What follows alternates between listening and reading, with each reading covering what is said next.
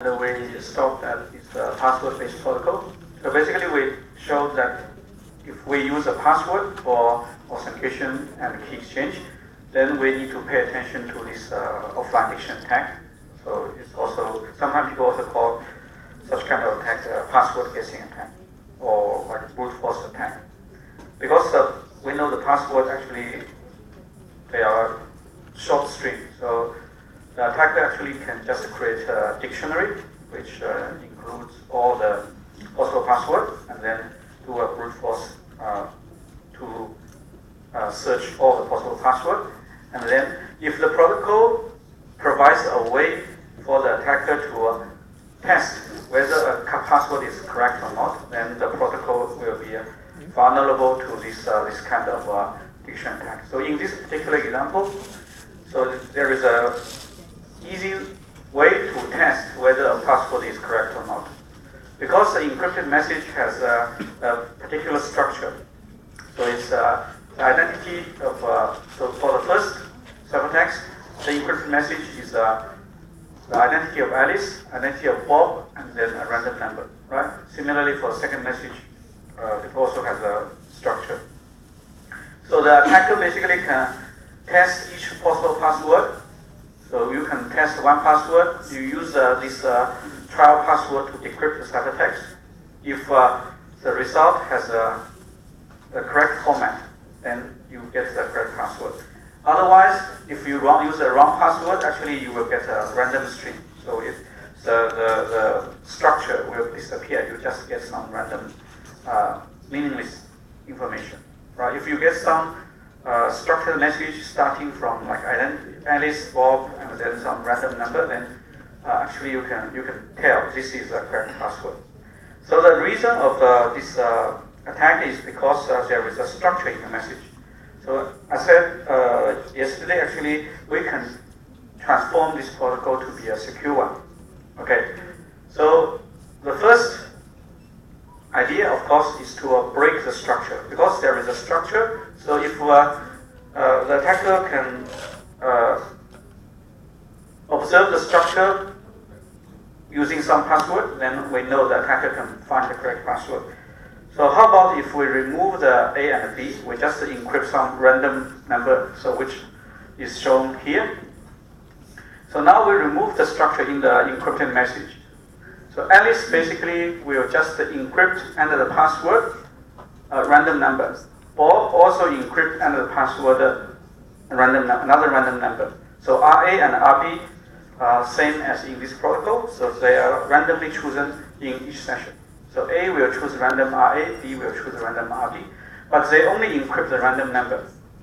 So the previous attack, will the previous attack still work here? So suppose you have a list of possible passwords. Now the attacker obtains the two messages. So if the attacker applies the correct password, what will the attacker obtain? A random number RA and a random number RB. So if the attacker applies a wrong password, what will the attacker obtain? Still random number, a different random number, right? RA prime, RB prime. But both are random numbers. So in both cases, actually the attacker will obtain a random number. So it doesn't matter, because from the attacker's viewpoint, RA is a random number, RA prime, the wrong data, actually is also a random number. So actually the attacker cannot distinguish which RA and RA prime, which one is correct, because only A and B, they know which RA and which RB they are correct, but the attacker actually cannot distinguish random numbers. So in this case, actually, we can prevent this trivial attack, right? It looks, if we just remove the structure, it looks okay, right? So then, now my next question is there some more advanced attack against this protocol? Is it possible to give a more advanced attack? For example, assume the attacker obtained a passed session key. If we assume the attacker has obtained a passed session key, for example, there may be many sessions between A and B, And in one of the sessions, the key is compromised, is leaked. So the key, old session key is leaked to the attacker. So now in this case, can the attacker find the password? Yes. How? Okay. Yeah. So some student has already found the answer. So basically, in this case, if we now have the knowledge of this key, the old session key, then of course the attacker, we assume attacker always can record the communication between A and B, and then now attacker obtain also the old session key for this communication session. Then the attacker basically can do a brute force attack for the password. So attacker can try one password to decrypt these two. If the password is correct, then you will get correct RA and RB, and if you hash them, the hash value will match this key. But if you use the wrong password, you get RA prime, RB prime, you hash them, the hash value will not match this key. Can you see the attack, right? So it's easy, also it's not a complicated attack, so it's quite easy. So attacker actually can test using this key whether the password is correct or not. Can you understand this one? Yes, okay. Right, so now the next question is, can you further modify this protocol to make it secure? Even the attacker can obtain some session key, attacker cannot find the password. Do you have any idea? Even if the attacker can find some key, session key, attacker cannot test. So basically, we need to do some modification here and here. Okay. So basically, what we need to do is, from the decrypted result here, attacker cannot directly do the test. From the decrypted content here, attacker cannot directly do the test. Do you have any idea how to do it? Encrypt the past session key with the random number. Pass the session key? Yeah. But in this case, if the attacker obtains the two session keys, because we assume the attacker can obtain not just one session key, for example, a few session keys, maybe two consecutive session keys, then in this case, it still will not work. So actually, the solution is not that trivial for this case. Maybe I give you some idea. Suppose I put here, maybe I use the black color.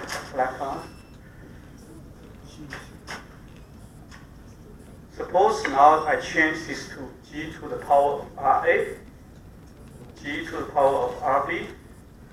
What will you put here?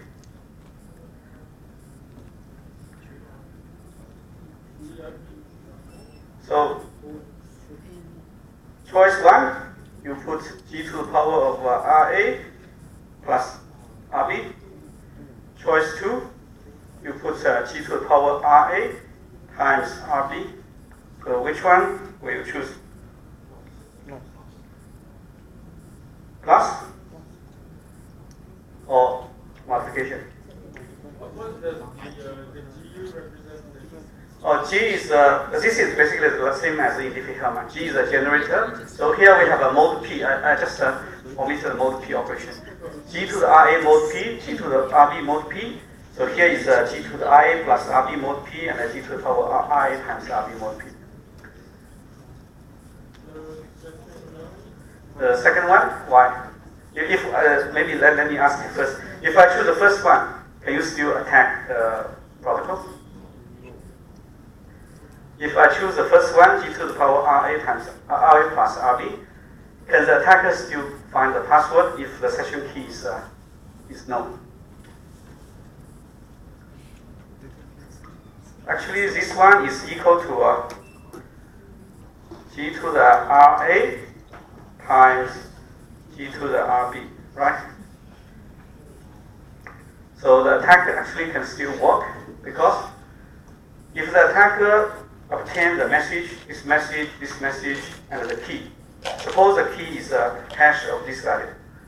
Then the same attack we just discussed can apply. Attacker uses a password to decrypt LG to RA, and then get G2RB. If the password is correct, then the attacker will get this G2RA and G2RB correctly. You multiply them and hash it, then it will match the key. But if you apply the wrong password, then you get a G to the power of RA prime, G to the power of RB prime. You multiply them and hash it, it will not match this key.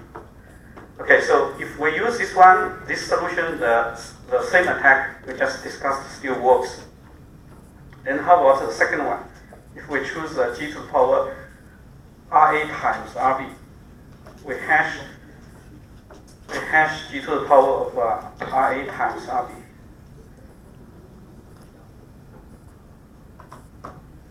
Can the previous attack work? So let's follow the same analysis. If the attacker try a password, suppose the password is correct, attacker will get G2RA and G2RB. Can the attacker, so basically from this part, attacker will get G2RA if you use the correct password, and you will get G2RB. So can the attacker use these two values to test this key? Yes or no? No, why not?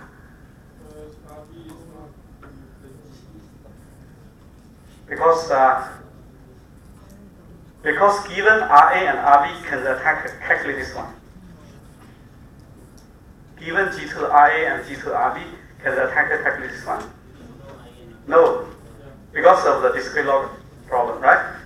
From this G2RA, G2RB, attacker cannot get RA or RB, so attacker actually cannot calculate this part. That's the same as in Diffie-Hellman key exchange, right? You observe the G2RA, G2RB, G2X, G2Y, you cannot calculate G to the power of XY. Same as in Diffie-Hellman key exchange. So actually in this protocol, even attacker gets the correct password, attacker cannot test whether this G2RA, G2RB, these two correspond to this key, second key or not. Because from these two elements, the attacker cannot calculate this part. So the attacker cannot test whether these two correspond to this second key or not. So in this case, the attack can be prevented. So this actually will be a secure protocol. This will be a secure protocol. So you can see here actually so if we use this version, then the offline diction attack will no longer work. And this protocol actually is was proposed by three very famous cryptographer in 2001. In 2001, they proposed this protocol to prevent password guessing attack. So this protocol is secure. This is a secure protocol. So you can see here, actually, to make this protocol secure is not a trivial task. So if you just remove the structure, actually, it is still not robust to prevent the attack if the attacker can obtain the session key. But if you use this protocol, then this protocol will be secure no matter how session key the attacker can obtain. So even attacker can obtain many session keys, the attacker cannot break the password, cannot find the password and break the protocol. Okay, so that's actually this is the exercise I left for you yesterday. But anyway, so you can see here actually the design of a secure protocol is not really trivial, but I think after you see more examples, you will get familiar with the protocols. So the second protocol, this protocol is also secure against the password guessing or offline diction attack. So this is called encrypted key exchange. So there are some similar principles applied in this protocol. Okay. So in this protocol, basically, Alice will generate a fresh public and secret key pair. So this key pair must be randomly generated in each session. So each session you generate a new PK, SK. Okay, Alice will generate PK and SK. And Alice will encrypt the public key enter the password and send to Bob. Then Bob will decrypt the first message and gets the public key. Then Bob will randomly choose a session key and encrypt this session key under the public key. And then the ciphertext, the public key ciphertext, will be encrypted again under the password. So here you have a double encryption. First, this is a public encryption of this session key K, and then the ciphertext here will be encrypted under the password. So, and then Alice will first decrypt the out layer using the password to get the inner ciphertext. Because Alice generates PK, Alice knows the corresponding SK, Alice can decrypt the inner ciphertext and get the session key K. And this protocol is also secure. So if we look at the design idea, so you can see, first the public key must be randomly chosen, randomly generated in each session, same as the protocol here. So we need to make sure the content encrypted by the password is a random string, so that no matter the attacker tries the correct password or the wrong password, the attacker always gets a random string. So attacker cannot distinguish whether the password is correct or not. Similarly, in second message, the K is randomly chosen in every session. Then the inner ciphertext actually is also a random ciphertext. Then, similarly, if the attacker tries to decrypt the second one using a trial password, the attacker will always get a random string. Okay, so same design idea. So we always put some random string here. This is randomly generated public key in every session. This is a random ciphertext based on random session key.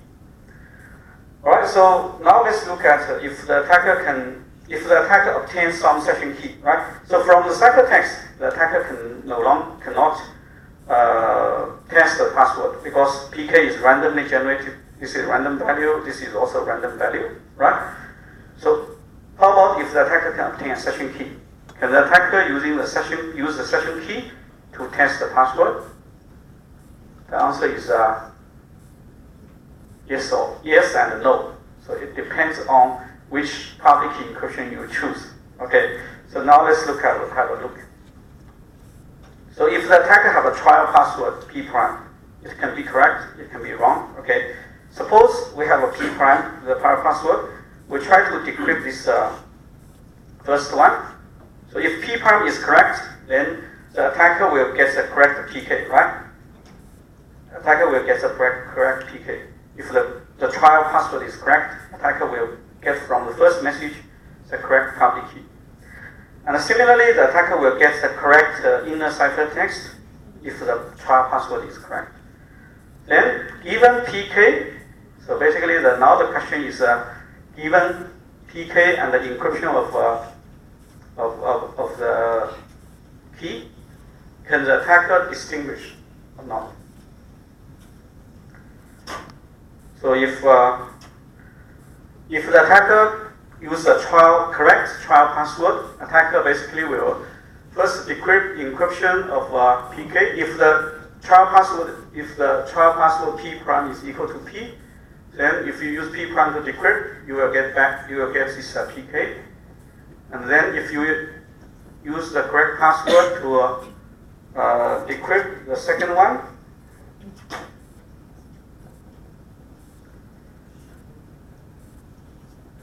so basically you will get back the encryption of this K, right? We also assume the attacker can have the session key K. So now can the attacker test whether this key K match these two or not? So if the encryption is deterministic, that means the encryption does not have any randomness, like a plain ISA encryption.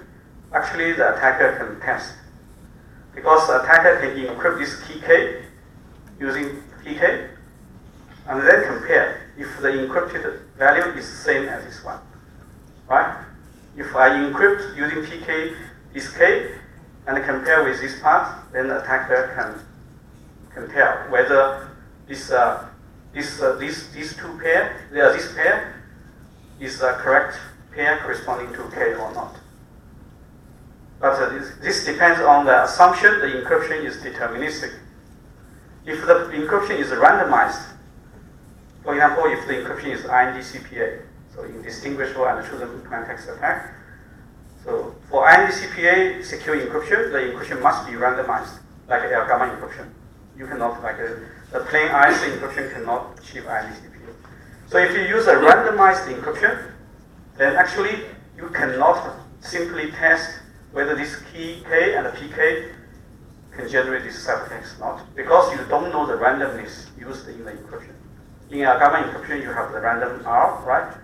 So you don't know the randomness, then you cannot tell whether PK and the K will generate this ciphertext or not. So if the encryption here is IND-CPA, that means it's a randomized encryption, then actually the attacker cannot test whether this PK, this encryption of PK, or encryption of K and the PK match this session key or not. But if this encryption is deterministic, that means the encryption process does not have any random number, then the attacker can tell, because you can encrypt K and the PK, and then you compare whether they are the same or not. So the answer here is if the public key encryption is randomized or IND-CPA or semantic secure, right? IND-CPA is equal to semantic security. So if the public encryption is semantic secure or IND-CPA, then this scheme actually is secure. It's immune to the diction attack. But if the encryption here is deterministic, like the plain ISA encryption, because ISA encryption is just m to the power of e mod n. For the same m, you have the same ciphertext. There is no randomness. But for gamma encryption, the same message m, you can have many different ciphertexts based on the random number r you choose during the encryption. So if the encryption is randomized, then the attacker cannot test, because the attacker does not have the encryption key. So only way to test is to do encryption. But if this is randomized, that means there are exponentially many randomness. So the attacker cannot test them one by one. So then the scheme will be immune to the offline diction attack. So in this case, actually the security of the public encryption will determine whether this protocol can prevent the attack or not. So if the public encryption here is randomized encryption, that is semantic secure or IND-CPA secure, then the protocol is secure and the password guessing attack.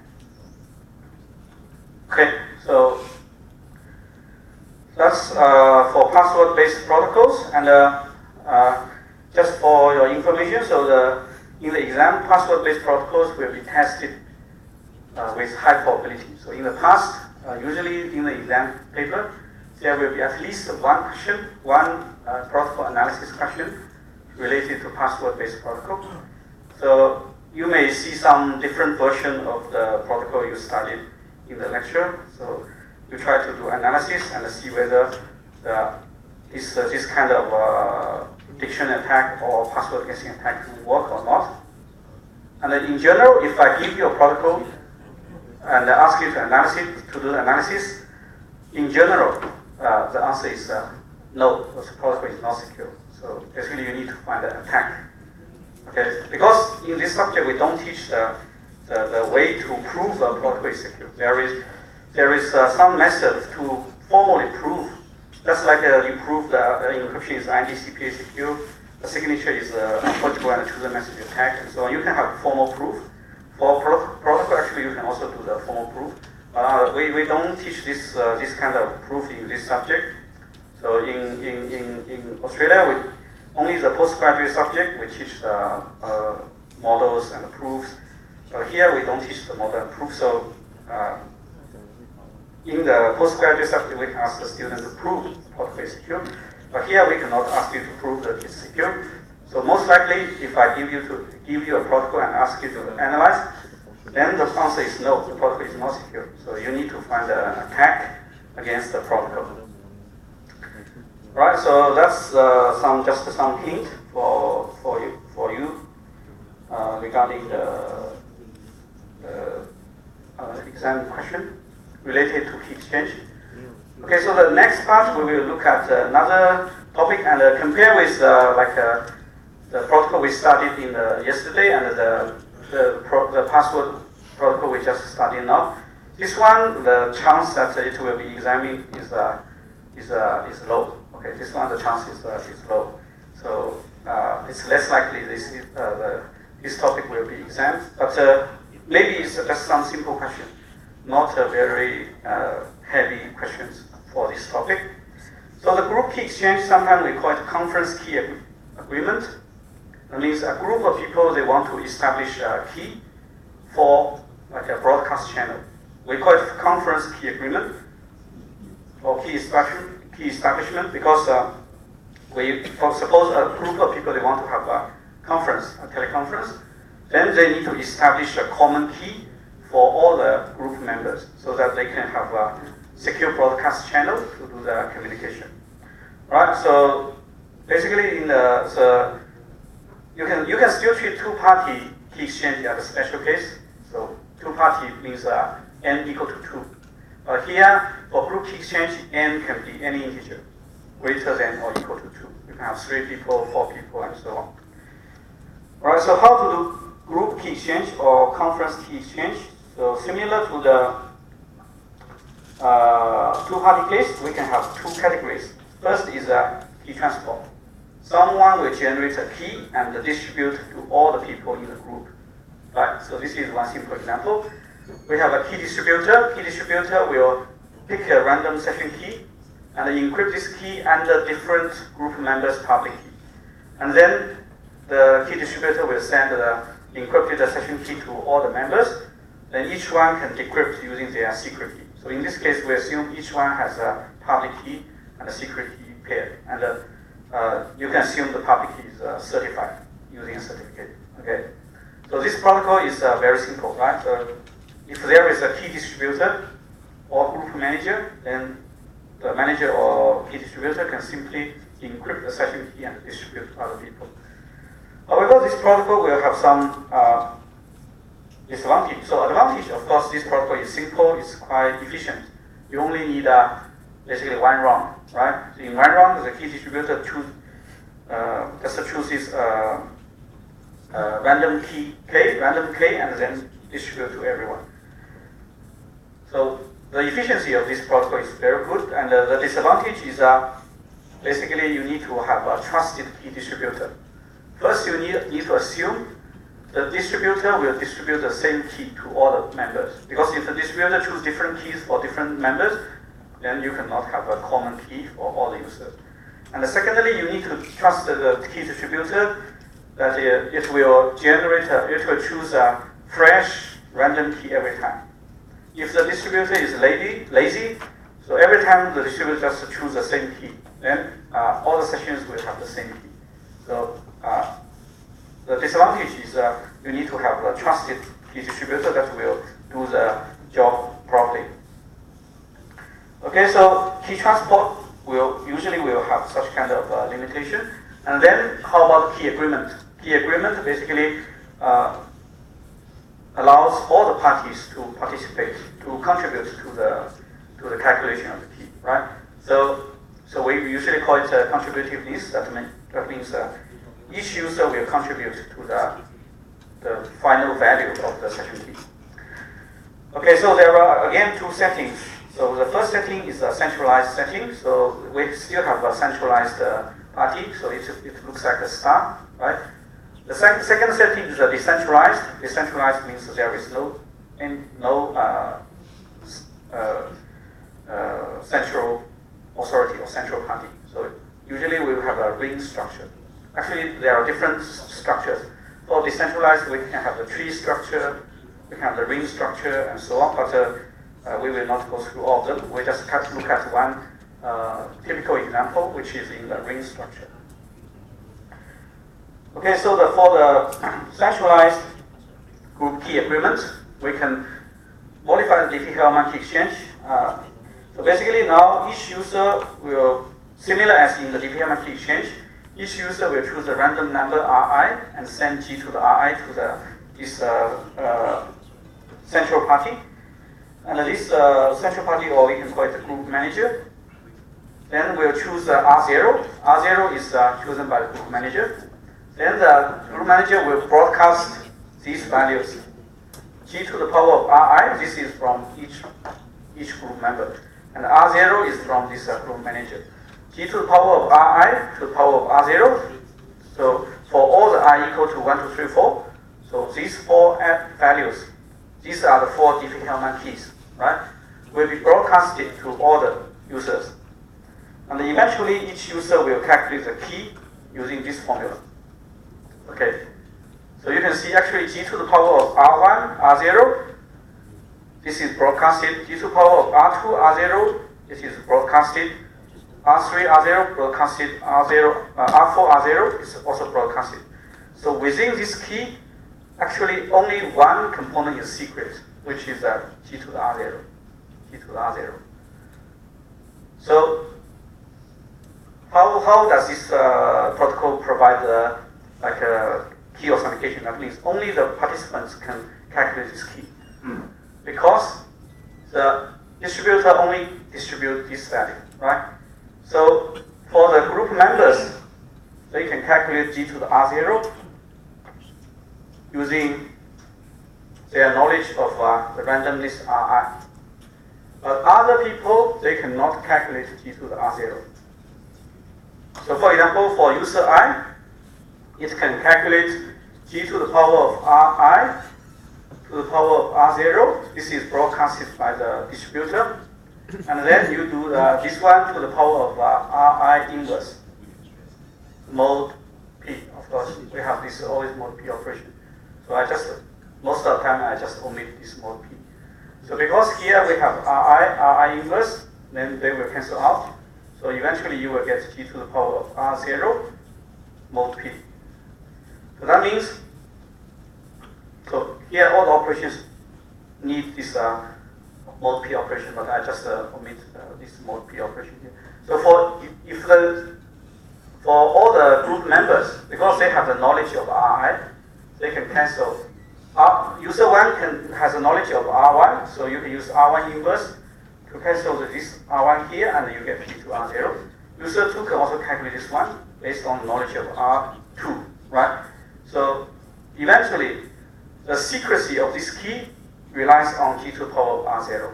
So all the group members, they can calculate G to the R0, and of course they have all the remaining components, because this set of components will be broadcasted to everyone. But outsiders, they cannot calculate G to the R0 because they don't know the value of Ri. So that's how this protocol works. And in this case, actually, although the secrecy of the key depends only on G to the power of R0, but the value of this key depends on all the contributions from different group members, because the value of K depends on R0, R1, R2, R3, R4. So all the members, they contribute to the value of this key K. So this key distributor cannot control the key. So in this case, actually, we have a key agreement, but it's still a centralized key agreement, because we still need a key distributor to coordinate this process. Any question? Can you understand? Yes? Okay. Now let's look at the last protocol. This protocol is a bit complicated. Okay, so this is a ring-based group key exchange, and this is a decentralized protocol. Right. So basically, now we have a set of members. We can say a set of nodes and users. So basically, they will form a group. So how to generate a key among end users? So we use a two-round key exchange protocol. So in the first round, so each node will generate G to the Ri, similar as in the previous protocol, and then broadcast the G to the Ri to the neighbors. For example, node 1 will broadcast G to R1 to node 2 and node n. Node 2 will broadcast G to R2 to node 1 and node 3. So you just send the Diffie-Hellman component to the neighbors. And in the second round, so each node will calculate this xi and broadcast xi to everyone. Everyone will receive the broadcasting xi from node I. So xi is calculated based on the value from the right neighbor, right? The value from the left neighbor, right? So for node 1, it's the G to the R2, that's from the left neighbor, divided by G to the Rn, that's the right neighbor, and then you do this exponentiation operation, right? For x1, you calculate G to the R2. You use G to the R2 from node 2, G to the Rn from node n, the two neighbors, and you do the exponentiation based on R1. R1 is the same R1 here. Then you broadcast, everyone broadcasts xi. And then that's the end of the protocol. Now every node can calculate the key. So how to calculate the key? They will use this formula. It's a complicated formula. And magically, so if everyone follows this formula, they will get the same key. The key is like this. The key, actually everyone, if they follow this formula, they will get the same key, which is G to the power of x1 times x2 plus x2 times x3 plus x3 times x4, and so on. Okay, and so on. Alright, so basically this is how this, by the way, so all the index form the circle. So you have x1, x2, x2, 2, x3, x3, x4. Eventually you have xn minus 1, xn, right? The next x1, x2, x2, maybe, sorry. So all the index forms a circle, right? All the index form a circle. You have x1, x2, x2, x3, x3, x4. So eventually you have xn minus 1, xn, and then the next one is xn. Xn plus 1 is x1. Okay, so the second last is x minus 1, xn. The last one is xn, x1. Okay, so essentially you will have this key if you follow this formula. So as I said, actually this protocol is a bit complex. It's not as simple as the previous protocol. You don't need to really worry about this protocol. So if I want to test you this protocol, then I will give you the details of the protocol, so you don't need to memorize. And you don't need to worry about the mathematics. I will not ask you to show that if you calculate in this way, you get this key. So you will only be asked to do some simple question. So in the past, actually, in some sessions, I used this one as an assignment exercise. Because, by the way, for all the group key exchange protocol we studied so far, they are all secure only under passive attack. They are not secure under active attack, same as this protocol. This protocol is only secure under passive attack. If you have a manual needle attack, actually it can still work for this protocol. So in the past, actually, I asked the student to do some analysis to show, okay, manual needle attack actually can work for this one. And then I may ask the student to give a solution that can prevent the manual needle attack. Okay, so that's for assignment because you can have a lot of time to do assignment. But for the exam, I don't think you have, if I give such a question, maybe you spend half an hour or even more than half an hour. So in general, you don't need to worry. So if I test use this protocol, it will be some very simple question. Okay, right. So for example, what's the hard problem? What's the assumption underlying this protocol? So based on what assumption, this one is secure under passive attack. So in other words, if someone can solve a hard problem, they can break this protocol. What's the hard problem? Can you find out the hard problem underlying this protocol?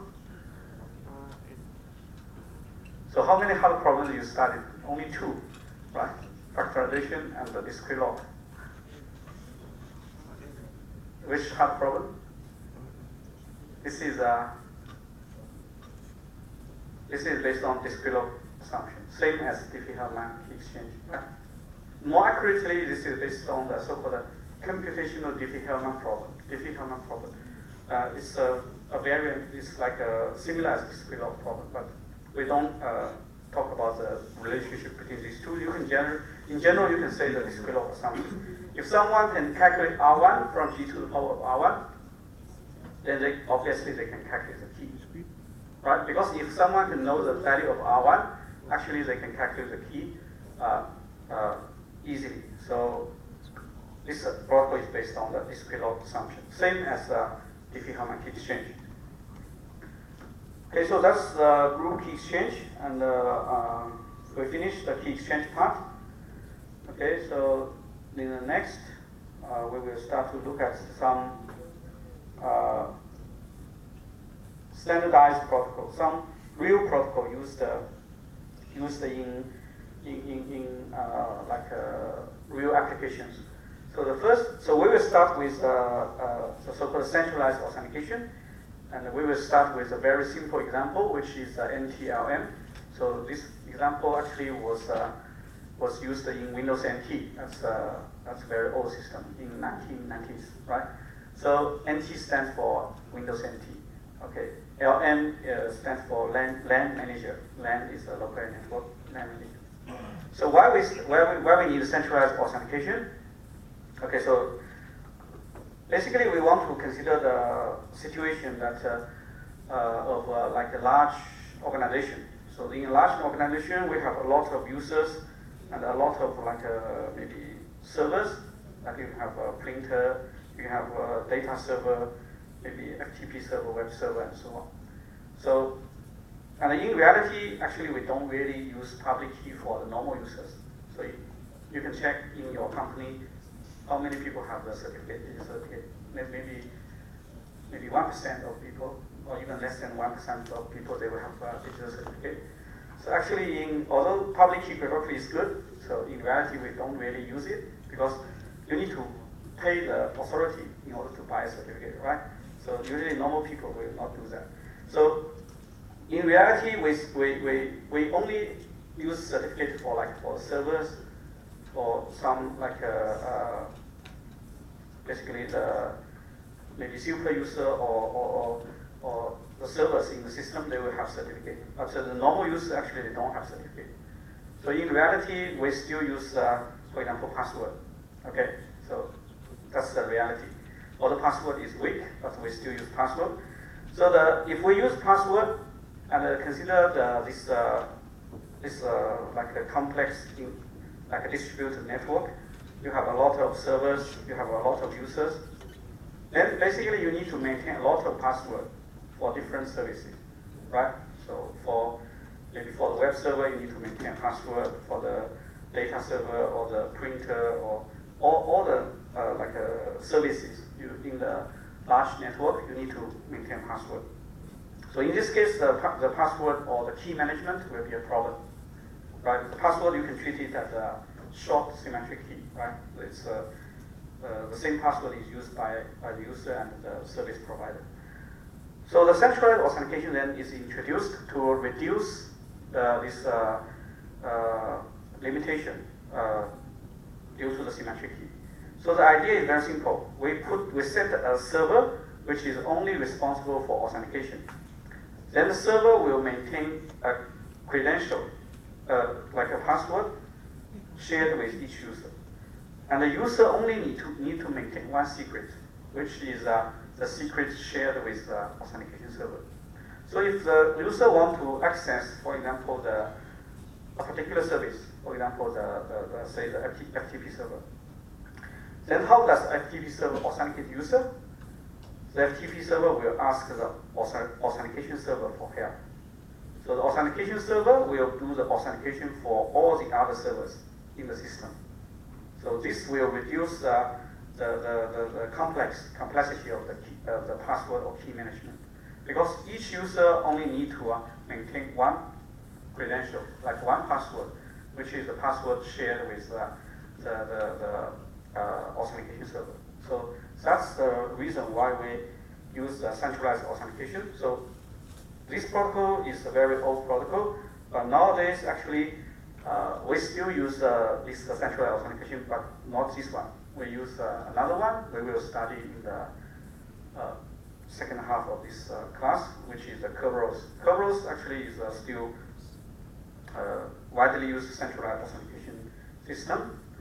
Okay, so but we start with this simple one as a warm-up. This one is very simple. Okay, so basically this is the background of the scenario I just introduced. So we will have a trusted authentication server. The authentication server will maintain the user credentials and do the authentication for other service providers in the system. Okay. So all the other service providers, they don't need to maintain they still need to maintain a secret. Similar as a user, they maintain a secret shared with authentication servers, but they don't need to maintain secrets for individual users. So okay, so basically that's the structure, the general structure. So in NTLM, the overall picture looks like this. So the user will send a request to the server. So this is basically a service provider. And the server, of course, the server cannot authenticate user because the user only share some credential with the authentication server. So the server will forward the request to the authentication server. Then the authentication server will try to test, will try to check, verify whether the request is valid or not. If it is valid, then it will send the decision to the service provider. Service provider then will notify the user about the decision. So that's a very simple idea. So now let's look at one example following this idea.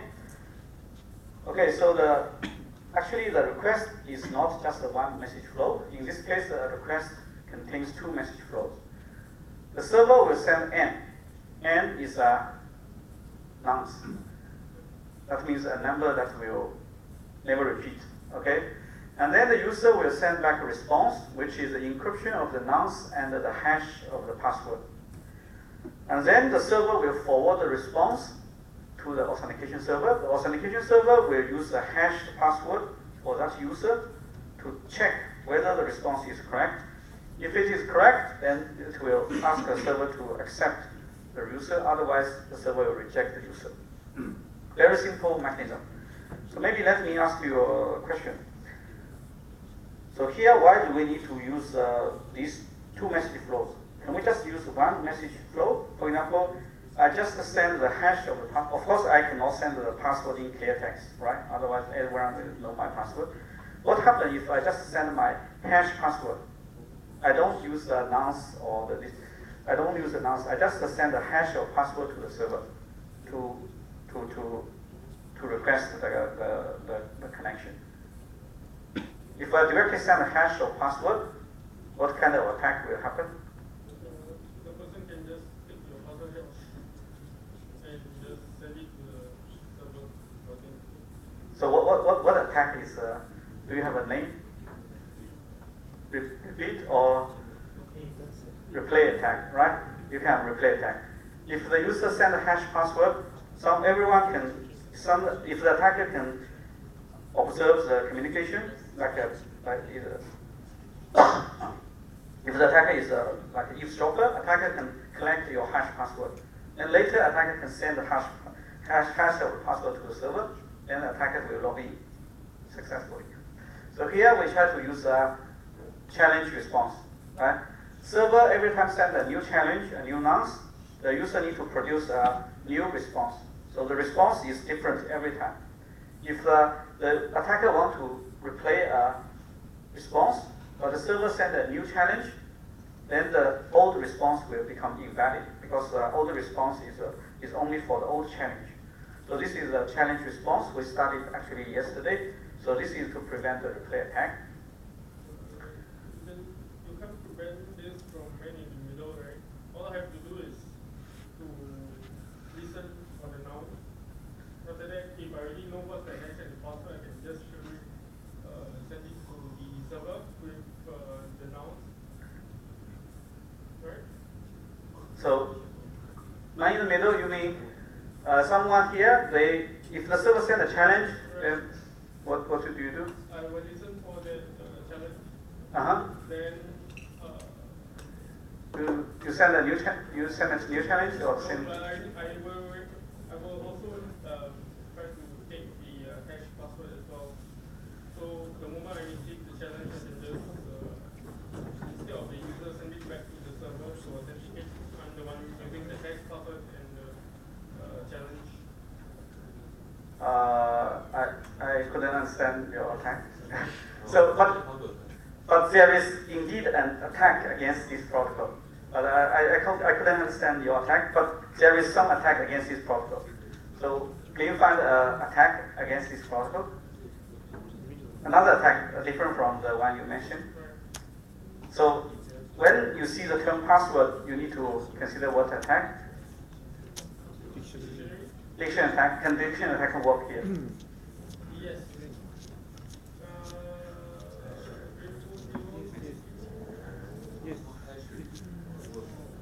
Okay. So can the dictionary attack work here?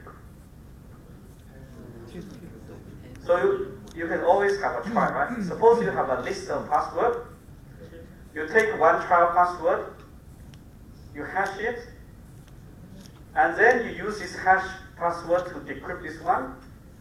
If the password is correct, what will you get for the decryption? You get the same end. If the password is wrong, you hash it, you decrypt, you get something else. You get the wrong end, right? So if you decrypt back the result and you compare, it's the same end, that means you get the correct password. If not the same end, the password is wrong. Can you see it? Right? So actually, this protocol is insecure against password guessing attack or dictionary attack. So that's the problem. Okay, so anyway, I think the attack you mentioned, I didn't get it, but maybe it's also correct. So, but anyway, you can have a password guessing attack against this protocol. So whenever you see the password, you need to consider whether the password-based attack can work. So for example, in the exam, I may give you a different protocol, but you just check whether there is a way to test. You can, for example, if you pick a random password, if there is a way to test whether the password you picked is correct or not, then the protocol is vulnerable to this password guessing attack.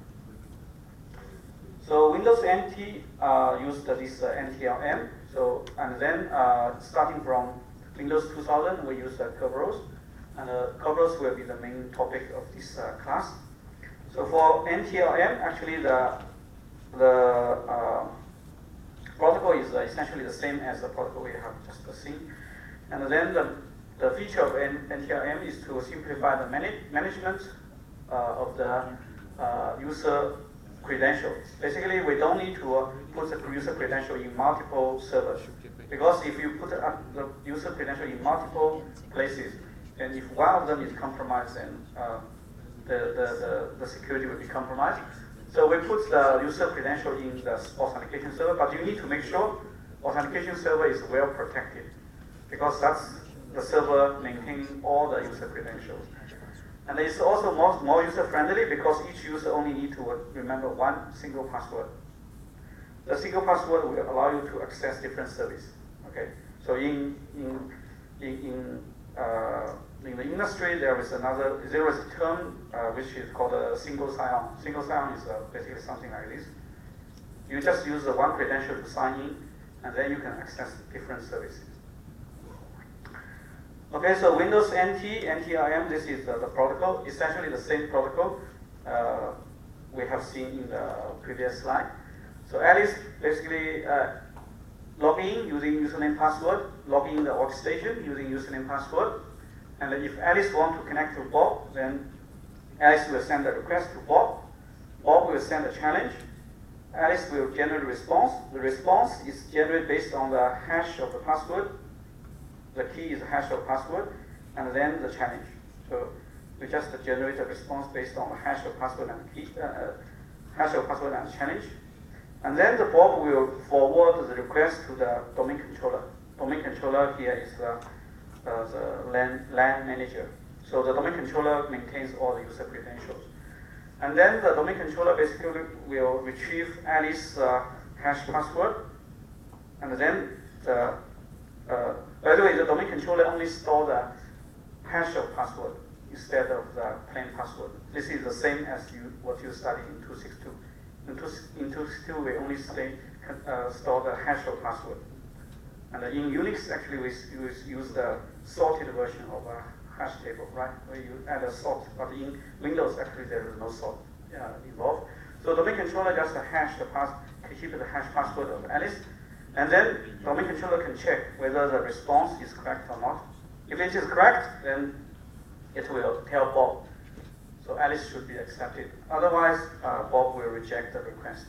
So it's the same protocol we have seen in the previous slide. So here I just repeat this protocol again. So we have a challenge, response. So the C here is a challenge. In general, you can use a nonce, right? So challenge, response, and then the server will send this request to the authentication server. Authentication server will check the result and then tell the server whether the response is correct or not. So every entity in the system, like the user or the server, they all maintain a secret with the authentication server. Okay, user have the password shared with the authentication server, and the server also have some secret shared with the authentication server. So this is basically the protocol, but this protocol is vulnerable to the password guessing. Okay, so the only way, if you want to use password, and actually the way we nowadays we adopt to prevent this kind of password guessing is usually we use a strong password and then we change the password like every few months. So that's the approach used by many protocols. So actually nowadays many protocols, including Kerberos, many protocols, they are still vulnerable to password guessing. And the approach we use to prevent password guessing is choose a complex password and change the password frequently. So basically, each company nowadays, they set a rule. For example, your password should have this format, include like a uppercase letter, lowercase letter, special character, integers, and so on. So based on this rule, actually we can calculate how many possible passwords are there. Then, based on the current speed of the computer, we can estimate how long will it take to test all the possible passwords, enumerate. For example, it will take 6 months for a normal computer to enumerate all the possible passwords. Then we will set a rule, say you must change password, say every 3 months. That means before the attacker can enumerate all the possible passwords, you change your password. So nowadays, many systems actually they are still vulnerable to password guessing, and the approach nowadays we use is to choose a complex password and change your password frequently. So that's the approach we use. Of course, there are some systems they are secure against this password guessing by design. By design, they are secure. But many other systems, although they are still widely used, they actually cannot really provide the full security. So the protocol is not secure by design. So it's only secure when users change their password and choose strong password. But that's the reality. So for industry standard, it's very difficult to change the reality, because if you change the whole system, actually you may bring some other issues. So industry, usually the companies, especially the banks, they don't want to do major changes in the system. Okay, so now let's look at another issue. So the previous one is just a simple protocol for the one domain, single domain. The next one is how about inter-domain? If I have two domains and the user in domain 1 want to connect to a service in domain 2. So how to do that? Actually, the NTRM protocol is very good. The design is very good. We only need to do some slight change, then it can handle this inter-domain. So if we have inter-domain, then we put the domain name in front of the user. And the protocol is just from Alice and Bob's viewpoint, the protocol is exactly the same as the single domain case. So Alice I skip the step 0 here. Alice logging in the workstation using username, password, and so on. So Alice now will send a request to Bob, so it includes the domain name and the Alice identity. Bob will send a challenge, and Alice will, as usual, use her password and generate a response. Then Bob will forward the request to domain controller 2. So Bob is in the domain 2. So domain controller 2 will decrypt the message and discover that, okay, Alice is from domain 1. Then domain controller 2 will forward this request to domain controller 1. So in this case, actually, we assume the two domain controllers, they have some shared secret. So that means the two domains should have some agreement. The user in domain 1 can use some service in domain 2. If they have such agreement, then we can assume domain 1 and domain 2, they have a D1 and D2, they have a shared secret. Okay. So if there is no agreement, then of course Alice cannot use the service in domain 2. So if Alice can use it, that means there is agreement, and then they have a shared key between the two domain controllers. So D1 will decrypt this one and check the response and inform D2 whether Alice should be accepted or not. And D2 will inform Bob whether it will be accepted or not. So from the structure of this protocol, you can see if we remove this part, then it's essentially the same as single domain authentication. So D1 actually, from D1's viewpoint, the protocol is the same as in single domain. From from Alice's viewpoint, the protocol is the same as in the single domain. From Bob's viewpoint, it's also the same as in the single domain. So all the message flows are the same. So the only difference is we have two additional steps here. Okay, so that means this version actually is very similar to the single domain case. We only need some additional step here. So of course we can, if we put this in a clearer picture, it looks like this. Okay, it looks like this. So it's just the extension of the single domain case. So this is for handling inter-domain authentication. And in this case, actually, we don't look at the key distribution. This is just for authentication. And there is no key exchange or key establishment provided in this protocol. And then for Kerberos, actually, it is not just a centralized authentication protocol. It also does the key establishment. So A and B, Alice and Bob, they will do the authentication with the help from the authentication server. Same as in the NTRM, A and B, they will do the authentication with help from the centralized authentication server, but A and B will also establish a session key. So in Kerberos, it's authentication and a key establishment protocol. So Kerberos is the current standard, but we will study first the ancestor of Kerberos, Niederhammer-Schroeder. The Niederhammer-Schroeder protocol actually was proposed, I think, in the 1980s or even earlier. I couldn't remember the year it was proposed. But Kerberos actually is based on this Niederhammer-Schroeder protocol. So we will first study this protocol, and then we will look at the real Kerberos system. So now we change this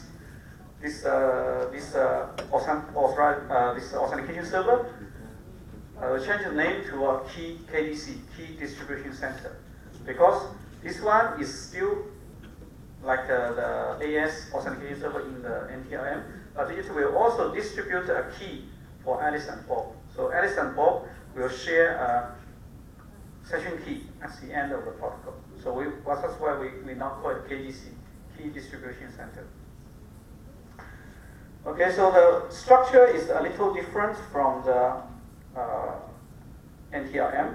So NTLM, A will first contact B, and B will contact the authentication server. Here, the Niederham-Schroeder, A will first contact the KDC or authentication server, and then A actually will obtain a ticket. Authentication server will give A a ticket, and A can use this ticket to access the service provided by B. So it's similar to watching a movie. So you first go to the KDC, you buy a ticket, and then after you have the ticket, you go to B. B will check the ticket. If the ticket is valid, then A is allowed to use the service. Otherwise, A will be rejected by B. So here, actually, the structure is a little different from the NTLM. And then, actually, in this process, during this process, A and B will also establish a session key. Okay, so in the NTLM, we don't have any session key, but in this protocol, A and B, they will have a session key established. Okay, so how does the protocol work? So now let's look at the protocol. Similar to the NTLM, this is like an authentication server. So KDC has all the user credentials. This KA is the credential of user A, KB is the credential of user B. So KDC actually maintains all those credentials. So A will send a request to the KDC. So basically, the first message is saying, I'm Alice, I want to connect to Bob. And NA is again nonce. And then the KDC will send back to A an encrypted message. Inside the encrypted, so the message is encrypted under the key of A, KA. And then inside the message, it includes a nonce, Bob's identity, KAB, this is a session key that will be used by A and B. So you can see actually the KAB is created by this guy. So this guy, in this case, is a trusted party because the session key between A and B is known by KDC. That means all the communication between them can be decrypted by KDC. So KDC is a trusted party. It will generate the KAB that later will be used by A and B as a session key. And the ticket actually is this encrypted message. So this is a ticket. So KDC will encrypt this session key and A's identity and B's secret key. So this forms a ticket. So A basically will forward this ticket to B, and B can open the ticket.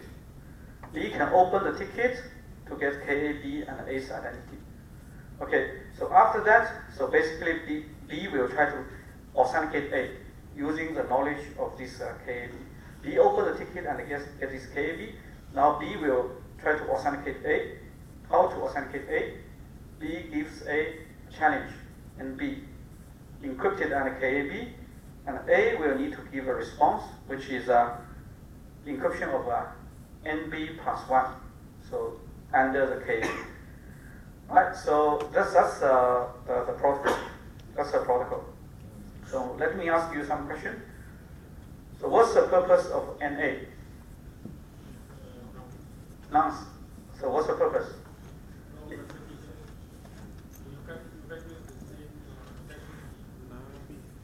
So maybe if say I ask you a question, what happens if I remove nonce A? That means I remove NA here, I remove NA here. It can be, if I remove the NA and the NA is a nonce. Nonce is usually used to prevent replay attack. So if I remove NA, can the replay attack work? Yes. So if I don't have NA, so suppose we have a session here, we don't have NA. Actually, later someone can resend the second message. Without NA, you can send the second message from old session to A. If this KAB is compromised, suppose the attacker knows the old session key, attacker can replay if there is no NA. Okay, maybe I just remove it. If I don't have NA here,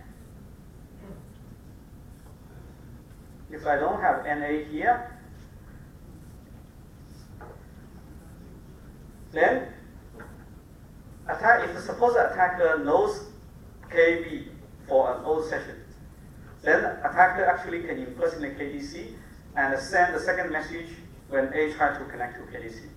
When A tries to connect to KDC, attacker can simply replay the second message from old session. Then A and B, they will use the old KAB again.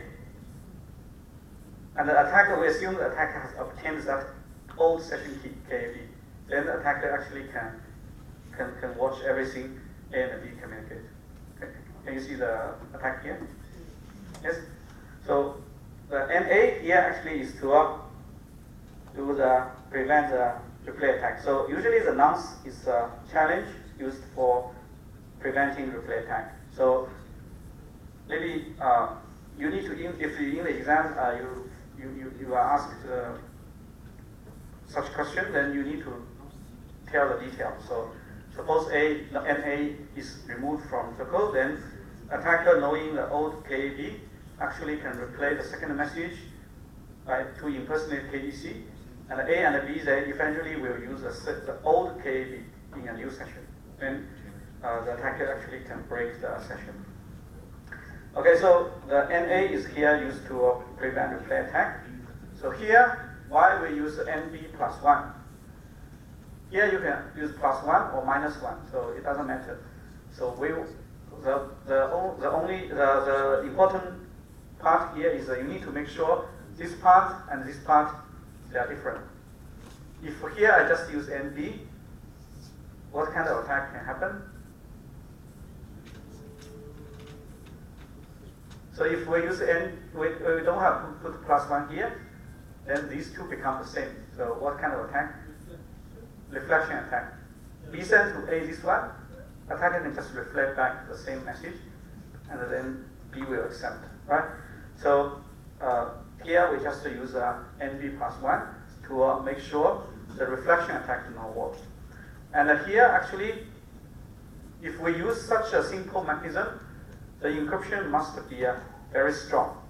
That means because these two, NB and NB plus 1, the difference is just 1 bit, right? There is only 1 bit difference. So the encryption must have the so-called avalanche effect. Even the input change 1 bit, the ciphertext is completely different. So if we have such kind of encryption, then this one is secure. But if you don't have the avalanche effect, so if given this ciphertext, you change the input a little bit, if the attacker can predict what's the ciphertext for this one, then this protocol becomes insecure. So only when we have avalanche effect, given the encryption of NB, attacker cannot predict the encryption of NB plus 1, then this protocol will be secure. Okay, so that's the Needham-Schroeder protocol. Okay, so however, so even we don't remove NA, even we assume this encryption is secure, like you use AES, this protocol actually is still subject to some attack. So if the attacker knows the old session key, so I said just now, if we remove NA and the attacker obtain an old session key, then the attacker actually can break the protocol by replaying this second message flow, right? So and then A and B they will still use the old session key. But even if we don't remove NA, if the attacker knows the old session key, KAB, the attacker can still break the protocol by impersonating A. If the attacker knows old session key, KAB, why? Why? Here you can see for KDC, actually A is a challenge, and the KDC needs to give a response. But how about this one? When A sent to B, actually B does not give a challenge here. So A directly sends this ticket to B. There is nothing like unique for the session here.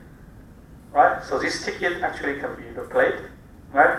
If the attacker knows the old session key KAB, then the attacker can simply, the attacker does not need to contact KDC. If the attacker wants to impersonate A, attacker does not need to contact KDC. Attacker just assume the attacker knows the old session key KAB. Attacker simply send this old ticket to B. Then B will send a new challenge NB prime, because B is honest. B will send back an old challenge, a new challenge NB prime. But this NB prime will be still encrypted under the old session key, because B will open this ticket and replay ticket and obtain the old session key. And B will encrypt the NB prime, the new challenge, using the old session key. But we assume the attacker knows this old session key, then the attacker obviously can produce a correct response. Attacker can decrypt NB prime and send back encryption of NB prime plus 1, right? So if the attacker knows the old session key KAB, then attacker can basically replay the ticket and then pass through all the authentication. Even the NB choose a new NB prime, attacker can still pass through the authentication. So you can see here this protocol actually is still vulnerable to this is like a combined attack. So we assume the attacker knows the old session key, that's a non-key attack. So attacker knows the old session key. And then, in this case, the attacker can do a replay the ticket, and then after that, so for the remaining steps, the attacker can simply pass through the authentication process. Do you see the attack here? Do you understand the attack here? Yes? Okay. So it's shown in the next slide. So if the attacker knows the old session key K, then actually the attacker can replay the ticket, and then the attacker can pass through. Alright, so to prevent this attack, so what can we do? So the ticket can be replayed. Now, in order to prevent the replay of the ticket, we can just put a timestamp on ticket, right?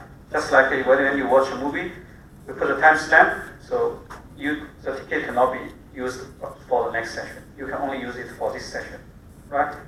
So next session, there will be a new timestamp. So the solution is just to use a timestamp. So the protocol is very similar to the previous one, except now we put a timestamp in the ticket. So basically, this timestamp will tell the bot, the receiver, when this ticket will expire. For example, now it's 8:23, so the KDC maybe creates a ticket, and the T we can put 8:25, 2 minutes.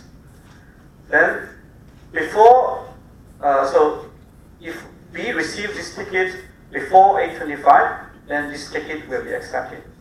But if the B receives this ticket, open it, time already past 8:25, then this ticket will be rejected. So why we need to put a little time window? Because it requires some time to transmit the message, right? KDC need to send the ticket to A need to decrypt the message, and then A need to send this ticket to B, so it requires some time. There will be some delay. So the buffer cannot be too large, but it cannot be too small. If too small, then the ticket will always be rejected. So you put a small time window for the expiry of the ticket. So that's the approach we use for preventing the replay attack. So in this case, if the ticket, say, after 2 minutes, the ticket basically will expire. Then later, if even the attacker knows KAB, attacker tries to replay this ticket, B will reject it, because when B opens the ticket, it will discover that the timestamp has already expired. So the ticket will be rejected. And the problem of using timestamp is because timestamp actually is simple. If we use timestamp, we don't need to change the structure of the protocol. We just put a timestamp on the ticket.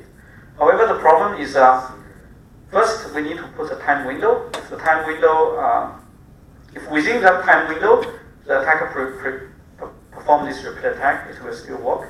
So if within a short time the session key is compromised and the attacker just replays it, it will still work. And secondly, so basically all the parties, they need to have a shared clock, a synchronized clock. If they don't have a synchronized clock, for example, B's clock is slower than KDC's clock, then the replay attack can still work. Because there is a difference between the two clocks, right?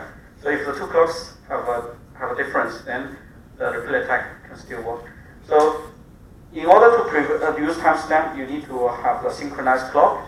So if we don't have a synchronized clock, then we can have this so-called suppressed replay attack. So if you have a synchronized clock, then this kind of attack can be prevented. Okay, so by the way, there is a different way. So instead of using timestamp, we can still use challenge response, right? Just like here, NA is a challenge response. So if we want to do modify the protocol without using the timestamp, it is still possible.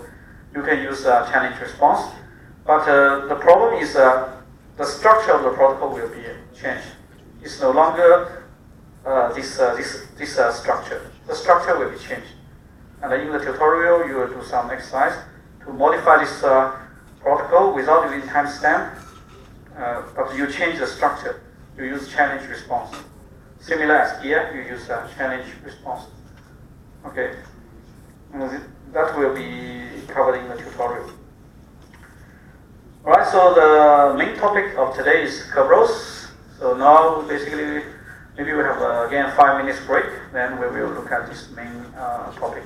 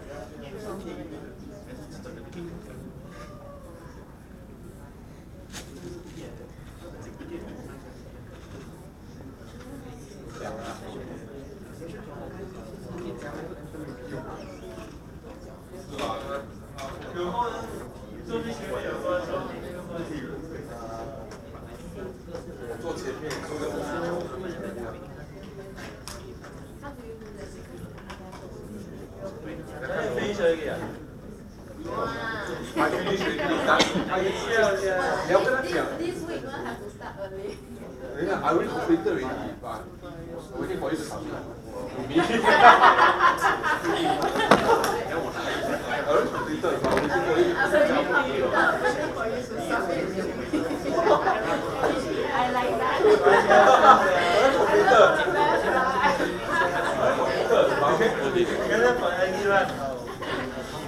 I learned from you yesterday, so you all completed already. Where you gonna submit? Huh? Where I finish everything else.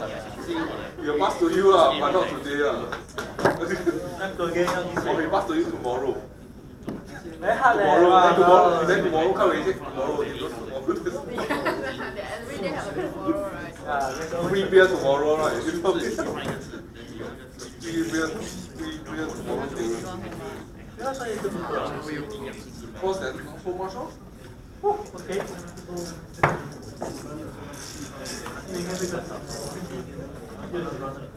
Because more 不是他们口口味，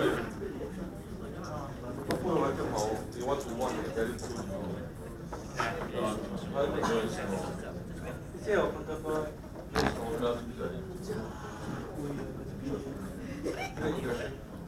Every day is more interesting. Every day is more interesting. Okay, we will continue the class. So in the first part, we look at some centralized authentication mechanism, like NTLM and Ethan Schroeder. But these protocols are quite simple, actually.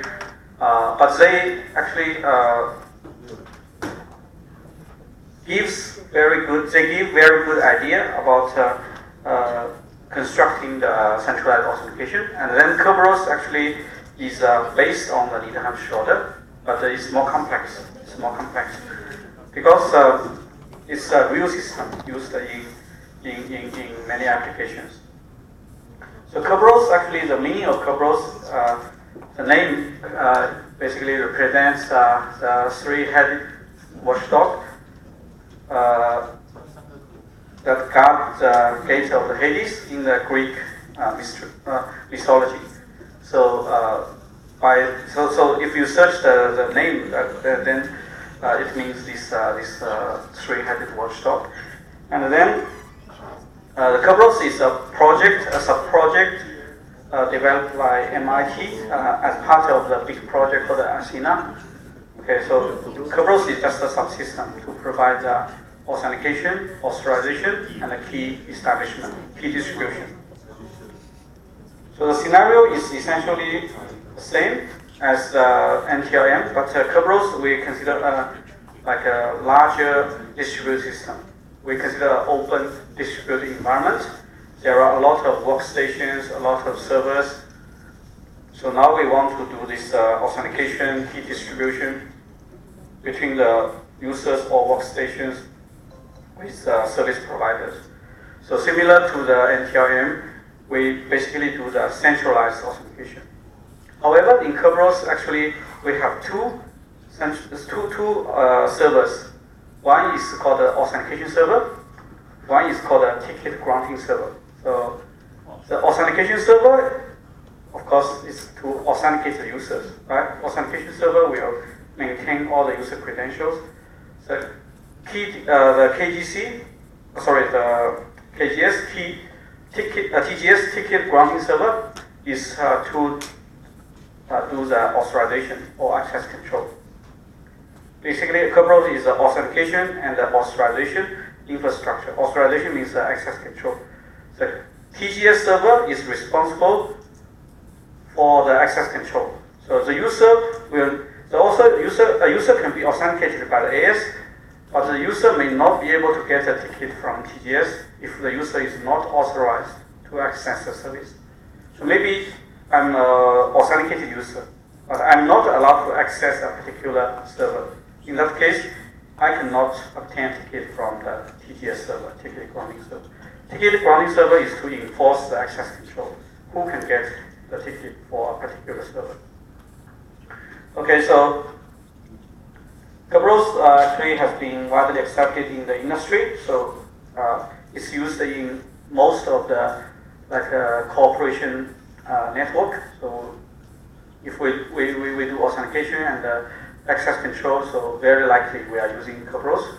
And in Windows, actually, and a Unix system, they all support Kerberos.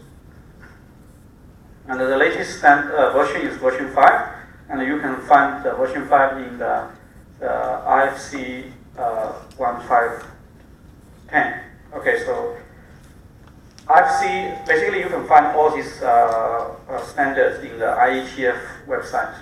Right, IETF is the website that maintains all the network standards, including the security standard. So later you can see all of the network security standards you can find in the IETF website. IETF basically stands for Internet Engineering Task Force, IETF. So in IETF website, you can find all the RFCs. Those are all the specifications for the standard, including the network security standard. Okay, so basically, Kerberos has 3 kinds of servers. The Kerberos server actually contains the first 2, authentication server and the TGS server. So authentication server will issue the ticket. Actually, the ticket will be used to access the TGS server. So that means the user need to first get to pass the authentication and get a ticket to access the TGS server. So without a valid credential or a valid password, you cannot get a ticket to access the TGS server. So AS will do the authentication based on user credential. And if the authentication is, if the user has the correct secret, then user can obtain the ticket to access TGS server. So the user will then approach the TGS server to obtain a ticket to access the real service. So now TGS server actually can do the access control.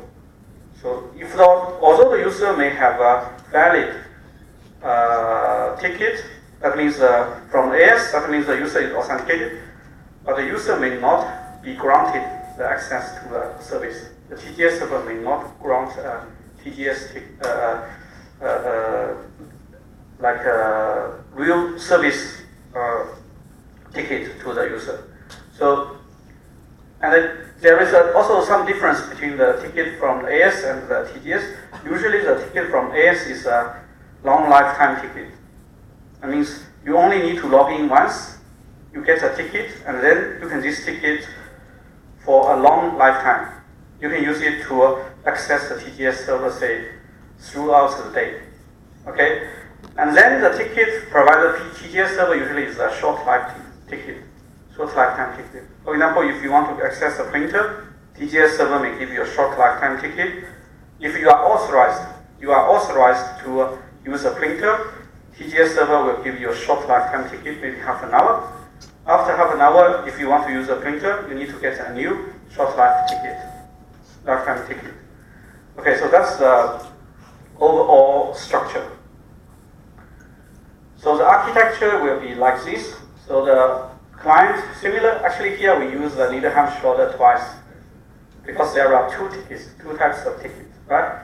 So the first, in the first step, client will send a request, AS will give a TGS ticket. So if the user has the correct credential, similar as Niederhammer, if the user has the correct credential, user can obtain the TGS ticket. Then the user will send the TGS ticket to the TGS server. Okay, so this is just like the Niederhammer protocol. We run it once, right? Then we will run the Niederhammer again. So the TGS server basically will check this TGS ticket, and if it is valid, then it will give the server ticket, and the client will use the server ticket to access the real service provider. Okay, so inside this architecture, there is another item called authenticator. So what does authenticator mean? Authenticator means actually the client need to prove he is the owner of this ticket. That means even the ticket, for example, is stolen by someone, they cannot use the ticket because only the client actually can provide a proof, which is an authenticator, to tell the TGS server, okay, I own this ticket. So other people, even they obtain a ticket, they cannot use it because they cannot produce this authenticator. And similarly here, the client will present a server ticket and also another authenticator to show that they own this ticket. Okay, so that's the overall architecture for Kerberos. So we will look at the version 4 first, because version 4 is actually still used nowadays. But version 4 has some limitations, and then we will try to address those limitations in version 5. Okay, so now the protocol becomes more complicated because this is a real protocol. There are a lot of items compared with Needham short, but you don't need to worry about the protocol again. So basically, for any complicated protocol, you don't need to memorize. Okay, so if I want to test you the protocol, you don't need to memorize. So I will give you a protocol if I want to test you. So you don't need to memorize what the items inside the protocol is. Anyway, so you can always find this information on the internet, right? So the important part is the understanding, whether you understand the protocol or not. Okay, so the first is the request, client sent to authentication server, identity. So, and also a TGS identity. By the way, there can be multiple TGS servers. So maybe one TGS server can manage several services. Another TGS server can manage some other service. Okay. So if there is only one TGS server, then you just send the TGS server ID to the authentication server. So the authentication server basically will similar as Needham Schroeder. So you can see the structure is the same as Needham Schroeder. So it's encrypted under the user credential. So for example, in reality, this can be just a hash of password. Okay. So if this is a hash of password, then again we will have a offline dictionary attack. So you encrypt it under the user credential. So inside user credential, you can see this is basically the same as Needham Schroeder. This is a session key, a key that will be used by the user and the TGS server, right? Same as in Needham Schroeder, because this ticket is for TGS server, so this session key is for user C and the TGS server. Then the ID of TGS server, the timestamp, and the lifetime of this ticket. Okay, the lifetime of this ticket. And then finally the ticket. So the ticket basically is similar as Needham Schroeder. It's encrypted under the TGS server's key. So in this case, user C is Alice in Needham Schroeder. TGS is user B in Needham Schroeder. So the ticket is encrypted under user B's secret key. So in this case, it's the TGS secret key. So inside the ticket, again, you have the session key between the user and TGS server, the ID of the user, and also the address of the user.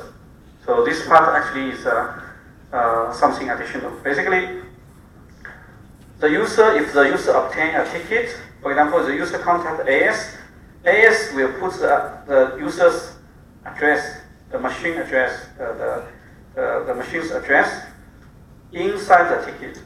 And then, basically later, if you use this ticket in a different machine, then the ticket will be rejected because TGS server will check whether the machine's address, the sender address, is the same as the address in the ticket. If the address are different, then the ticket will be rejected. So this, in terms of security, this is a good feature because if you apply ticket from using this machine, you can only use the ticket at this machine. But in terms of usability, actually, it's not good. It's not good. Later we will see some example why this is not good. Because you cannot forward this ticket to someone else or use this ticket at a different machine. So there is a trade-off between security and usability. And then also the ID of the TGS ticket, the timestamp, and also the lifetime of this ticket. So how long this ticket can last. And then the client will forward this ticket, same as in the Needham Schroeder, right? Forward this ticket to the TGS server and also an authenticator. So the authenticator basically is to show that, okay, the client actually is the owner of this ticket. So if someone wants to use your ticket, they need to produce an authenticator. In order to produce authenticator, they need to know this session key. Alright, so only the user actually can decrypt this part and gets the session key. Other people, they don't know the session key, so even they obtain your ticket, they cannot produce this authenticator. So authenticator basically tell the TGS server, okay, this actually I indeed own this ticket. And then TGS server, so basically this is the first round of Niederhamschlode. So then we will have the second round of Niederhamschlode. So the TGS server, after opening the TGS ticket and check everything inside, check everything here inside. If everything is good, then TGS server will give another ticket to the client. This ticket is a short lifetime ticket to access some service, like the server V here. Okay. So then similarly, basically you can see the structure essentially the same. The structure is essentially the same. Ticket structure is essentially the same. So we just repeat this process one more time between the TGS server and the client. So after the client obtains the server ticket, the client will forward this to the real service provider, V, the ticket V, and also another authenticator. The authenticator is essentially the same structure. And then finally, if everything is good, the authentication server will provide the service, will give a response, acknowledgement, and then now basically we finish the authentication and the key distribution. So V and C now have a session key, KCV, right? So they can start the real communication using KCV. For example, if V is a printer, C wants to print something, C can send the document encrypted and KCV to the printer then can print the decrypt document and print the document. Okay, so that's the overall picture. So essentially we run the Niederhamschlode twice, right? So we run the Niederhamschlode twice. Okay, so there are some, actually there is still step 0, same as Niederhamschlode. So the first step, before you can do this protocol, the first step, of course, you need to log into the workstation, right? So you log into your workstation, same as NTLM, you log into your workstation using username password, and then actually this KC, if you use a username password to log in, this KC is essentially the hash of your password. So the password you use to log into the system. So this is the hash of the password. Okay, so if it's hash of password, then obviously we can have the offline dictionary tag. Okay, so the remaining slides are just the explanation of this protocol. So first we have a client send to AS the request, and then the AS will send to client the same as in Niederhamschlode, encryption of the session key, ticket, and the timestamp, and so on. So the inside ticket, we have the session key between C client and the TGS server, and also some other information. And then the clients forward the ticket and the authenticator to the TGS server. So the TGS server basically will open the ticket. Once the TGS server opens the ticket, it will obtain the session key, this KC TGS. So the ticket can be opened. The ticket will be opened by TGS server to get this key. Then the TGS server can verify whether this authenticator is correct or not. Okay, and then the ticket granting process is essentially a repeat of the previous one. So the TGS server will send to the client again an encrypted message, including a session key between C and V, and also a ticket for V. So the ticket is encrypted and the service provider V's secret key. Okay, so then the user can forward the ticket and another authenticator to the service provider, and the service provider will basically open the ticket, check the authenticator, and then finish the authentication. And the service provider will generate an acknowledgement to tell the client, okay, if there is no acknowledgement, then basically the user is rejected. If there is a valid acknowledgement, then the user is authenticated. Okay, so that's the Kerberos protocol. If you can understand the basic idea of Needham-Schroeder, then you can understand this protocol easily. As I said, you don't need to memorize all the details. You don't need to memorize all the details because the details are not important. However, the idea or the principle underlying the protocol is important. Okay, so similar as NTRM, we need to also consider the inter-realm, right, or inter-domain communication. If the same situation, if I have the user is in domain 1, but the service is in domain 2, and there are two like Kerberos servers. So how to do that? Basically, we need to have some agreement between the two Kerberos servers, just like in the NTRM. You need to have agreement between the two domain controllers. So once you have the two agreement between the two Kerberos servers, then you can do this inter-domain communication.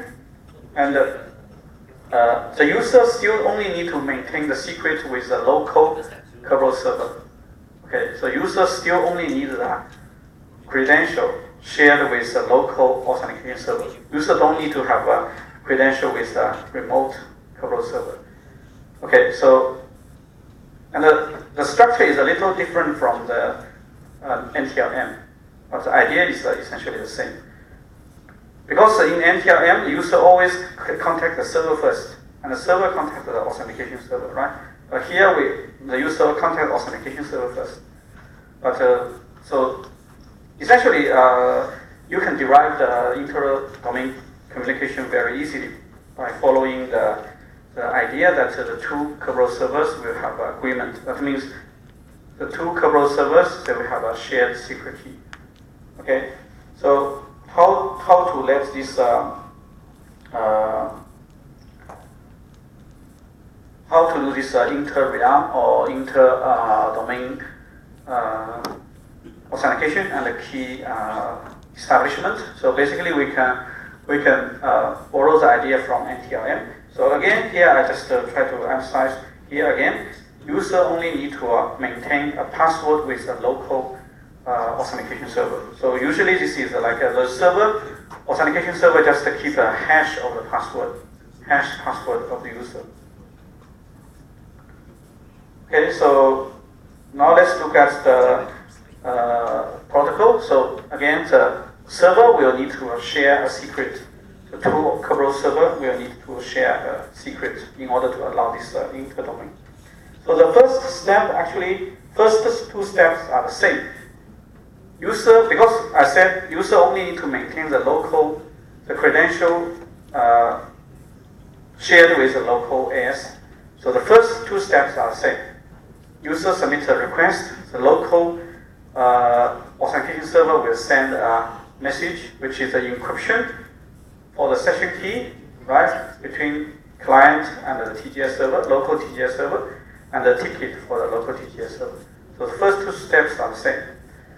Right, so then the client will need to contact the local TGS server and tell the local TGS server, I need to connect to a remote TGS server because I want to use a remote service. Remember, all the services are managed by the TGS server. So the user need to tell the local TGS server, I need to connect to another remote TGS server which manage the service I want to access. So basically now, here, instead of sending IDV, in the original single domain case, we send IDV. But here, we need to tell the local TGS server, I want to access the remote TGS server, which manage the service I want to access, right? And then this is the ticket from the authentication server, same as in the. Then the local TGS server will, of course, open the ticket, verify the authenticator. If everything is okay, then the local TGS server will generate a ticket to allow the client to access the remote TGS server. Right? So here you will have a session key which is shared between the client and the remote TGS server. This session key is generated by the local TGS server. So, and this is a ticket to access the remote TGS server. And see here, and you can see here.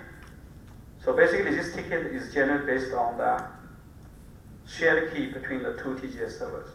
That means the two Kerberos servers must have some agreement before the user in domain 1 can access the service in domain 2. And then basically now the rest is very straightforward. Users forward this ticket to the remote TGS server. Remote TGS server will open the ticket and check the authenticator. If everything is okay, then the remote TGS server will again issue a ticket for the remote service here. Right? This is the session key for the client and the remote service. This is the ticket for the remote service. Then the user can forward this ticket to the remote service, and then the remote service server can send an acknowledgement. Then we finish the protocol. So it's very similar as in NTRM. We just add an additional step here. So basically in NTRM, the remote domain controller need to contact the local domain controller, but here actually we use an additional ticket. We run the lead Schroeder 3 times here. You run it with AS once, you run it with the TGS second time, you run it with the remote TGS third time, you run it 3 times. So we obtain an additional ticket to access the remote TGS server. So, but the structure and the process, they follow the same format, same approach. So if you can understand the Liederham Schroeder, you can understand the single domain. If you understand single domain, you can understand the interdomain Kerberos. So any question? No? Okay. So although it looks complicated, actually it's not really that difficult to understand. Some limitations of Kerberos. So version 4. So I already mentioned some of them. So first, the encryption. Version 4 only uses DES, and version 5 allows any encryption. And then the version 4 actually, the lifetime is represented using 8-bit integer. So that means actually the lifetime, the longest lifetime for a ticket is 21 hours. So you cannot exceed that lifetime. And in version 5, actually we don't have any limit. You can specify what's the start time, what's the expire time of a ticket. And then the authentication forwarding, this is basically the trade-off I mentioned. So in the Kerberos version 4, in the ticket, actually, we also put the address of the client's machine, workstation. If the address is different, then the ticket will be rejected. So actually, in this case, there will be some limitation. For example, in this case, I just show an example. So suppose the user wants to print some document, but the document is not in the local machine, it's in a remote server. For example, in the cloud server or in a remote data server. So in this case, basically, the user will request data server to send the document to the printer to print. But the data server needs to have a ticket to access the printer. And the user actually cannot forward this ticket to the data server, because if you forward to the data server's address is different. Then the ticket cannot be used. It will not be accepted by the printer. So in this case, we cannot actually forward this ticket to another machine to access the service. So this is a trade-off between security and usability. If we want to have this kind of usability, then the address actually should be like address checking should be disabled. And the double encryption, this is just a minor problem. So in the message sent from the AS or the TGS server, actually we encrypt the like session key, ID, and so on. And we also encrypt the ticket. Actually, we don't need to encrypt the ticket because ticket itself is a ciphertext. So we can put the ticket outside the encryption. But this is a minor issue. The main issue actually is still the offline dictionary attack. Because in reality, when the user accesses the authentication server and obtain a response, the response is encrypted and a KC, but the KC usually is just a hash password. So the offline dictionary attack will still work. Alright, so how to address this actually is the main challenge. And in Kerberos version 5, we provide an option. It's optional. So if you don't do any additional step, then this attack will still work. The offline dictionary attack will still work. But if you do some additional operation, then we can prevent this attack. So basically in Kerberos version 5, you can see there are options, there are flags here. So the options and the flags basically will try to address the limitations here. For example, the options, you can say the user can request, I want this ticket to be forwardable. So then when you create this ticket, the flag here, there is one flag for this forwarding option. So if this flag is on, it's 1, that means, okay, this ticket actually can be forwarded to other people. If it's 0, it's off, that means this ticket cannot be forwarded. Okay, so the option here will be corresponding to the flags in the ticket. And another option is you can do an additional step here to do authentication and the key exchange. So before the AS issue a ticket to the client, the AS can do additional authentication and a key exchange with the client here. Okay, so the key exchange, additional authentication and key exchange can be based on different methods. So if there are a few options, for example, you can do a pre-authentication. That means the AS will need to authenticate the client using some additional mechanism before issuing a ticket. Okay, before the AS issue a ticket, the AS will do some additional authentication. So the additional authentication can be based on different methods. For example, it can be based on digital certificate. It can be based on hardware token. It can be based on some other secret.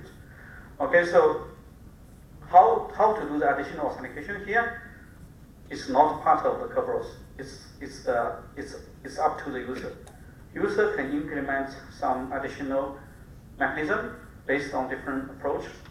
They can use like I said, they can use a certificate or hardware token or any other approach to do a additional step here to do authentication and possibly also key exchange. If they do authentication including key exchange, then they can use that key to replace this KC. So if you have authentication and key exchange here, the KC is no. So here maybe you do authentication and key exchange based on hardware token, and then there is no password anymore. You just use hardware token to do authentication and the key exchange. Then the exchange, the key, can be used to encrypt this message. So if this authentication and key exchange is secure, then this KC will no longer be subject to the offline dictionary attack because it's no longer derived from password. It's derived from the additional step here. Okay, so but the Kerberos gives you flexibility. If you don't do anything additional here, it's also okay. You still use the hash password here. So if you use hash password, how to guarantee security? So the user need to choose a complex password. User need to change password maybe every month. So that's the way to prevent the offline dictionary attack. So I'm not saying you use hash password, it's definitely insecure, but it will sacrifice the user friendliness. User need to choose hard to predict, that means hard to memorize password. User need to change password frequently. That's the trade-off if you use hash password. Okay, so forwardable, this I just mentioned. Renewable, actually, for the times here, we no longer put an 8-bit integer. We put like a start time, expire time, and we also have another renew time. That means even a ticket has expired, you can renew the ticket until that time. So we have it's in the next slide. So you have start time, expiry that time, and then the renew time. So even the ticket is expired, you can still renew the ticket until the last time. Okay, so that's the times. And there are two other differences. So if you look at the last two messages, there is a subkey and a sequence number. So what's the purpose of what are the purposes of these two elements? So the subkey basically is used to replace this key. So remember, each ticket has a lifetime. So if you don't have a subkey here, so the default session key between C and V will be this key, by default. That means within this lifetime, if you use this ticket to communicate with the V, you always use this KCV. Okay. So if there is no subkey here, then you always use KCV as the session key between the user and the service provider. So even, for example, you use this ticket for one time, you have KCV, then you have communication. Second time, if the ticket V is not expired, you use the same ticket, then you use the same KCV for the second communication. But if you have a subkey here, then every time you present the ticket, and then you after you get you pass the authentication, you do communication, you use this subkey. This subkey will be different every time. So this KCV is the same for the entire lifetime of this ticket, but this subkey can change every time. Every time you present a ticket, you can choose a new subkey, and then you use this new subkey to protect the communication. So this will provide better insulation for the different communications. Right? Each time the communication uses different subkey. And the sequence number is to prevent replay attacks. Basically, this is like a counter. It will just increase, it will never decrease. Because it's always increase, that means people cannot replay.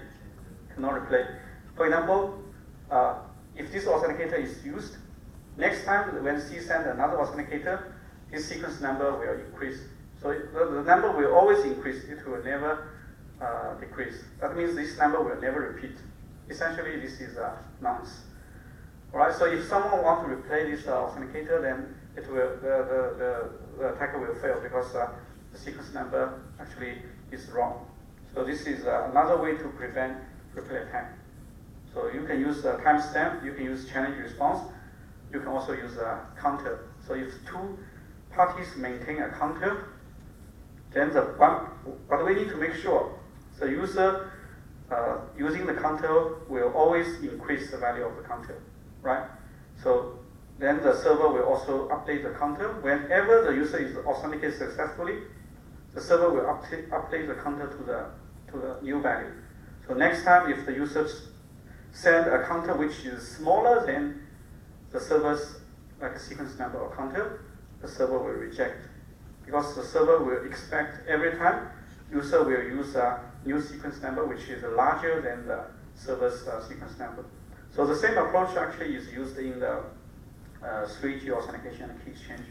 So we will, in the 3G authentication and key exchange, we will see the same mechanism. So we use a counter to prevent the replay attack. So that's the difference. Actually, you can see the difference here is mainly for addressing the limitations of version 4. Of course, one minor difference here is now the ticket is outside the encryption. We don't put the ticket inside the encryption. But this is a very minor modification. So I think the most critical one is that it allows additional authentication and key exchange to be done between 1 and 2. So before sending a ticket to the client, we can do additional steps here. The main purpose is to prevent the offline dictionary attack. If this is just hash password, we can have the offline dictionary attack. So that's the Kerberos. Actually, we finish. So we will start a little bit of IPsec. So just start a little bit the introduction of IPsec. Then we will leave the details of IPsec to the next class. So IPsec, basically we try to provide the security at the IP layer. And this traditionally IPsec is used to establish the so-called VPN, virtual private network. Okay. So if you still remember, in the network class, so we look at the structure of the TCP/IP. So basically, IPsec why we use IPsec to do the VPN? Because it can provide protection for all the players. That means all the applications. So basically, we have this is, for example, the application layer, right? You can have the email application, web application, and so on. So the data, the real data packet will be sent to this, the user will send the real data packet to the application. Then the application will process the data. So this is basically the payload. Now we have the payload. And then we have a header. This is application layer header. For example, if this is an email message, you have an email header, right? Who is the sender, who is the receiver, the email address, and so on. And then this will be treated as a payload. The data sent to the next layer, which is a TCP, like a transport layer. Okay. So basically now this one will be treated as a payload. It means we have same content here, and here we add another header, which is the transport layer header. For example, the TCP header or the UDP header. And then this will be passed to the, wrong position. It will be here, and then here. So now this will be passed to the next is the IP layer, right? So the IP layer. Okay, so basically we will add another header in front. Okay, so if you look at this picture, so basically IPsec, we want to protect the protection in between the transport layer and the IP layer. So if we protect the protection, provide the protection on top of the IP layer, that means actually all the players will be protected, no matter which application it comes from. Remember, IP layer can support transport, TCP layer, UDP layer, right? All the transport layers. And then the transport layer can support multiple applications, right? So no matter which application you use, email or web or other like a FTP, so no matter which application you use, they will all pass through the IP layer. So if you provide protection here, then all the application data will be protected. No matter which application you use, all the data will be protected because you provide protection at this very low layer. Okay, so that's basically the idea. So if you use IPsec, you can provide the so-called VPN, because essentially when a user sends a packet from one machine to a remote machine, so no matter which application the data is from, they will be protected by the IPsec. So it's just like the user is sending some data to another machine in the local network. Although the communication is through the external network, virtually it's just like you are sending data in the local network. There is the attacker basically cannot actually cause any damage to the data packet. So how does IPsec work? So basically, now if we want to do protection, that means we actually will do another layer, which is the IPsec layer. So basically, this is original TCP/IP. Now, if we want to do IPsec, this will become IPsec layer, and the next one becomes the IP layer. So IPsec layer, basically, now this layer will process this one, right? So how to process this one? IPsec is to do security. you will encrypt the data, authenticate data, and so on. That means you will put the data in a secure box, you protect the data here, and then you put an IPsec header here. Similar as other protocols, you process the packet here. So no matter which application you are using, all the data basically will be processed by the IPsec. So IPsec basically will protect the data, maybe put in a safe, and then you have an IPsec header here. So the IPsec header basically will tell the receiver how to process this packet. For example, it will tell the receiver what encryption algorithm is used, so how to decrypt this packet, how to verify the data, so what key should be used. So all the information to decrypt and verify the content, all the information can be found in this header. Okay, so that's how the IPsec works. So essentially, IPsec can be used to protect all the application data. So that's why we use it as a VPN service in the history. Okay, so basically, IPsec will provide the security at the network layer. So in TCP/IP, that's the IP layer. So just above the IP layer. Okay, so it will be transparent. This is transparent to like the transport layer and the application layer. So you don't need to modify the application. You don't need to modify the transport layer. You just process them as usual. Then IPsec will just process the output from the up layers. So you don't need to modify anything here. That means this service is transparent to the application layer and the transport layer. And all the data from the up layer will be protected by IPsec. So no matter this is a web or email or FTP, they will be all protected by IPsec. Okay, so the application of IPsec, for example, as I said, you can set up VPN between two offices of the same company. So although they have remote offices, but you can just virtually establish a local area network connecting the two remote offices. Or you can do this remote access. That means you are working at home, but you want to access the company network, then you can use the remote access. So after you do the remote access, your machine is virtually your machine is like sitting in the office network. Okay, so this is a sentence summarizing the IPsec. It will provide security for all the applications because it's at a lower layer compared with all the applications. So this picture actually shows the usage of IPsec. So there are two scenarios. The first scenario is you have two offices. So this is one office, this is another office. So we want to virtually merge these two into a local network. Virtually.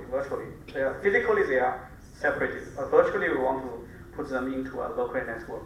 So in a local network, for example, if I send this packet to another machine, then the attacker outside cannot do anything to this packet.